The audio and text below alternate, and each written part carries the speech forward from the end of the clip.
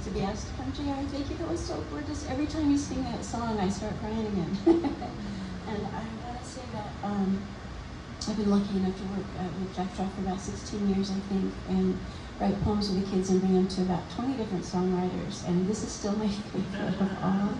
And that was this. And the kids are so sincere and they're so vulnerable, and that's why I teach poetry, to give them a place to be true. And those poems were written from an earnest apology poem that I do with them, like how, when we mess up, because we mess up, how do we get back? You know, how do we clean out the wound? How do we get back to the love part with someone? And they fell in so beautifully, and I'm so grateful. And they bring me to tears every time. I've got them stuck all over my fridge and my walls. And so I've been lucky enough to teach for the last 34 years. And I've been, because it's just drug of choice. Because poetry saved my life when I was a kid, and I wanted to help other kids, especially. I do adult classes, but my heart is with the kids. And I've worked in kids' prisons and treatment centers and jails, and kind of put down the gun and pick up the pen. And the last, 10 years or so, I've been just in love with working in elementary schools mostly, because I want to catch them before they get to jail. Give them some tools to to let things out. And so, and poetry saved my life as a kid. I grew up in a really dangerous family, and didn't know if I would live to be 18. And there's a silence that's required in abusive families, and so poetry was the way that I got to work through things. And using metaphor as secret code in time of war, so if my dad found my notebook, he wouldn't know. But he was the storm I was talking about anyway, that was breaking the furniture and the kindling and tying trees and nuts. And so, anyway, so I started volunteering with kids, and then one day somebody said, "Could you come to our treatment center and do this?" I said, "I'd love to." And she goes, "How much do you charge?" And I said, "You get to charge? How much do you have?" Anyway, so now I've been doing that for 34 years, and it's really working. I wanted to start with just a kid's poem from 34 years ago. The first poem I did with kids was just this little simile piece. It's called the Deep Inside poem, where they just learn simile, but they say, "Deep inside, I am like," and they just say any true thing about themselves, like they compare themselves to something. And this little boy named Devonte Lucas, who's now about 38 or 40 or something, he wrote, "I am like a gust of wind flowing through the air, seeking for an answer, but no one can see me. I get lonely. My greatest hope is to be heard." Again, 8 years old, and I thought, yeah. They just break my heart open every time.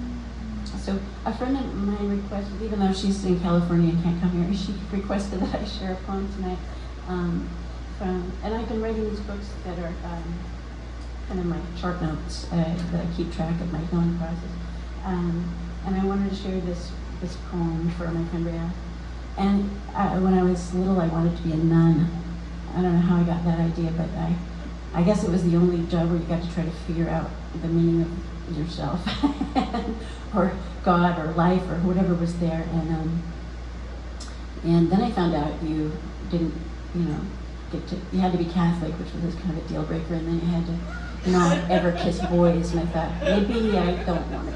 So anyway, so I wrote this piece in 1989, so it's an old one. It's called Sunday School, and it's partly about, this journey. Okay. When I was 6, I was kicked out of Sunday school. All the girls had pretty, full-slip dresses, clean knees with white socks below and ruffles rising high. Several seconds after I sat down, after begging the babysitter to let me come, I noticed my knees. Green jeans with patched knees and dirt stains down the front. They didn't match the other knees in my row. The front row, where I'd rushed to sit so I wouldn't miss a thing. My knees didn't belong here. Hot red guilt spilled over me. I must have done something wrong.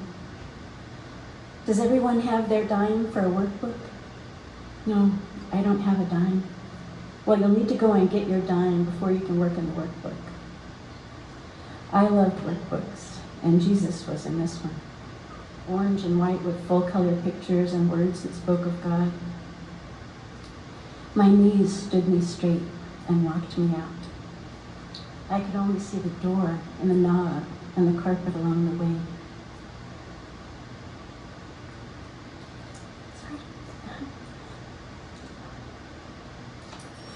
My knees never kneel there, or almost anywhere. But I always make sure I have a dime on me, just in case.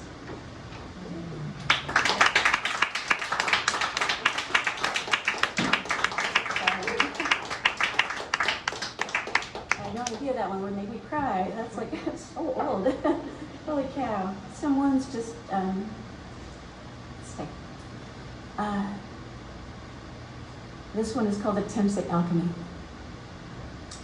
There are so many movements of words and silence, secrets and lies, omission and opinion, fact and fiction, innuendo and distortion, and purposeful misleading.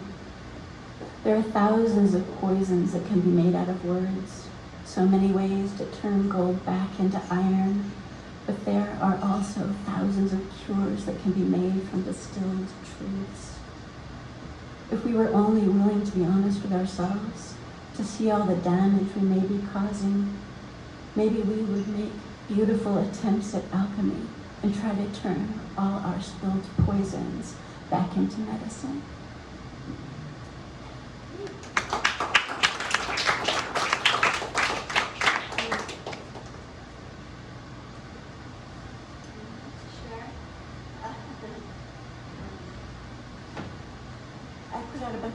Early on, and then I stopped putting out books because I was interested in the kids' writings, and I put out 267 books of the writings of kids, the little anthologies from schools and classrooms. And then last year I put out my first book, and so my books were my chart notes, as I said, in healing process, and the early ones were very dark, homes that were called Views of the Dark. And then this one felt like it was more of like, oh my God, I think I'm not in the dark anymore. So it's white. Big surprise. And I also want to say that like creativity, encouraging creativity, this theme I love, is what I live for. And again, because it might be the most true part of us, that creative part, knowing that we can change our mind and create something new in ourselves, with ourselves, from ourselves. And again, I believe poetry is kind of a two-sided breath, but out breath to let out everything that the body just can't hold anymore, and the in breath to kind of breathe in light and look around to try to figure out who am I and what am I here for before I'm here no longer. Try to answer that question. And anyway, so the poems take different, I have 100 different genres of poems, and I've written over 27,000 poems in my life. And most of them I don't share with anyone. Maybe I've shared about 800 of them. But I wanted to share this one. It came during the pandemic, and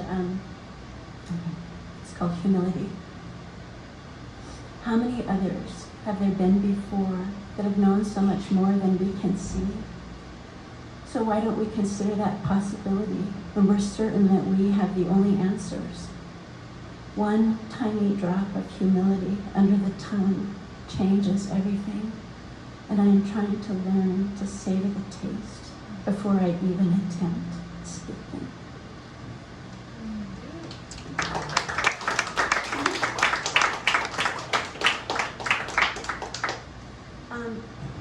I think, I don't know if you did, but I lost some people during the pandemic because of differing value systems. One of them was my brother, and who I loved deeply, and I don't know if I'll ever get to, love him in person again, directly. But I wrote this poem to him I wanted to share. It's called Each Breath. I have never known how to love and then not love someone. Love is like air. It doesn't break. even when the earthquakes of our lives tear us away from each other. But we go on breathing, and every inhale and exhale is a remembrance of all the love we have ever shared back and forth between us. Don't think that you're not still in my lungs and carried in my blood throughout my body, even if we can't find the words to mend all the broken ground between us. I have never known how to love and then not love someone. Each breath is still a prayer that I let out, hoping that it will find you.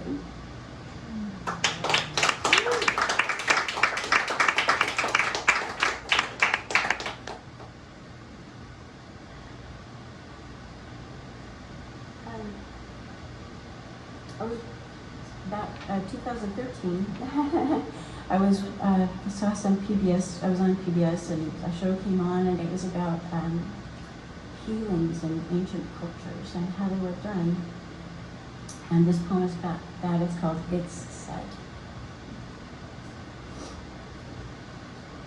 And this speaks to why I love poetry so much. Also, boy, your voice sounds weirder than mine, doesn't it? Jesus, Howard. I'm like, who is that? Okay. It's said that hundreds of years ago, people would write words on paper and dissolve them in water. And then they'd take them to the injured or the sick or the ones who had gone crazy and have them drink the words as medicine, take them into their bodies and ingest them until their meanings reached every organ and cell, and then they'd wait for the words to take effect. But what was known by our flesh, in our bones, before other words took our wellness away, cut us, drove us to the edge of sanity, and then threatened to push us over until finally we jumped, just to have any choice left to us at all. My fingers know secrets my mind can't understand. My muscles whisper soft sounds into my skin that it carries out into the world and tries to deliver. All these messages, all these words are hopeful cures for my belonging, for holding myself together when I think I will come apart. These thoughts, these truths belong in this body. These questions, this pain is sacred too. This blood, rare proof of loving myself, moves between all the parts of me, soothing diseases that I will never even need to diagnose. Healings came before words were made, but cruelties wrung them out of us like wash rags. Until parched, we needed someone to write words on paper,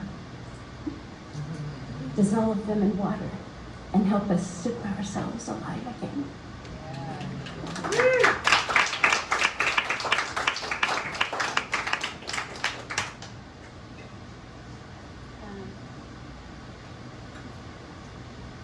think I want to read one more kids poem, if it's okay.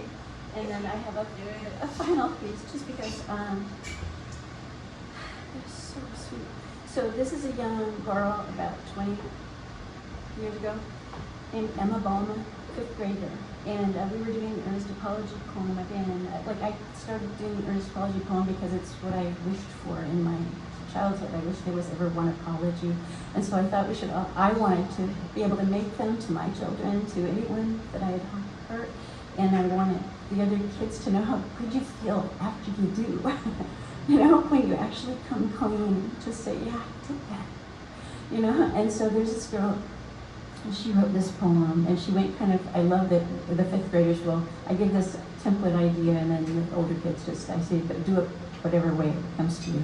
And so she did this, and when the reading happened, her family was in the audience, and her little brother, who was 7, was who she had written this poem to, and she read it to him.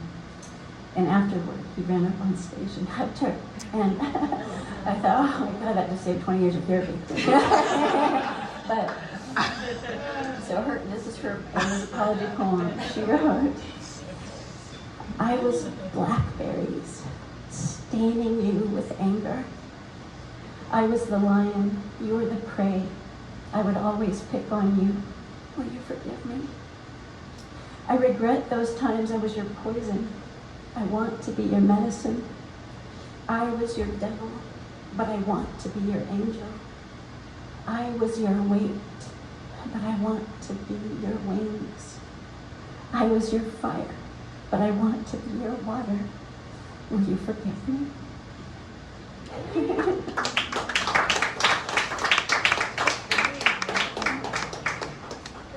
And I was talking with everyone, this is the last poem, but I was talking with all the other artists. Allison, thank you for doing this, and thank you for letting me come also. And because I'm a poet, you don't leave the house much, you know. and so, but we all artists are maybe introverts. I was so glad it was called an evening for introverts. I thought maybe I could do it. And so, but we have to go inside. We have to put our own ear to our own chest to try to feel what's trying to say itself to us, and then put it into a song or a poem or something, a piece of art, a dance, and then we have to be brave enough to bring it to the world, which is much harder. And so, okay. So this is for all of us who try and hope we won't die. Okay. Each one of us sings into the night, trying to hear the sounds inside of us, aching to know if we came to this world with anything that's worth offering.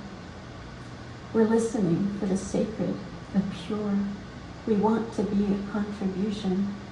Wonder if there might be medicine hiding inside of us for anything that's hurting. I've heard there's a place inside where selfishness and altruism collide, where the most beautiful thing we can give comes from having gleaned what we most need. We could have cried in silent words, kept them locked in empty boxes, but these distilled sounds, written down, are vaccines we've tried to extract from the disease. And we leave them here on the table for you, if you want them, these vulnerable offerings.